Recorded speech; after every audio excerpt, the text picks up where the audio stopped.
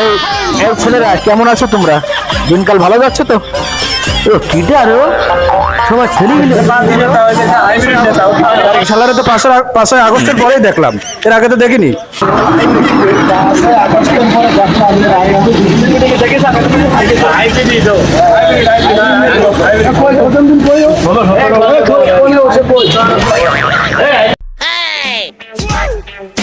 সামনের সপ্তাহে আমি মালয়েশিয়া যাব। মালয়েশিয়াতে সিঙ্গাপুর হয়ে ঢাকায় আসবো।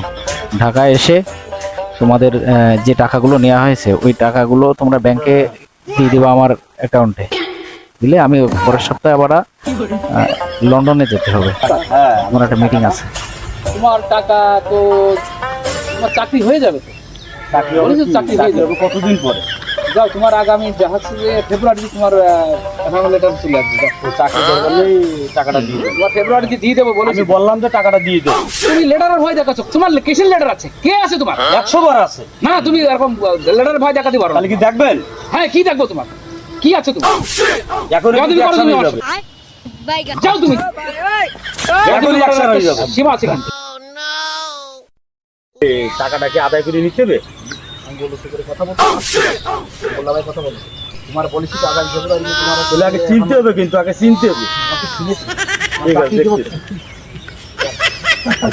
এই তুমি 5 তারিখের পরের নেতা না?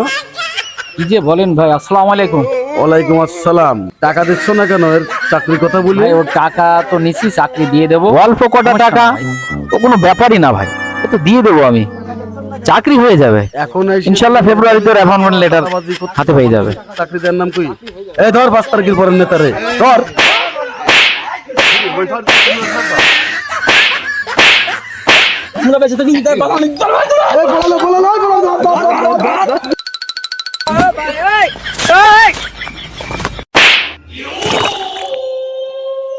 সুবিধাবাদীদের নির্দিষ্ট কোনো দল নেই, তাই দলের প্রতি কোনো দায়বদ্ধতাও নেই।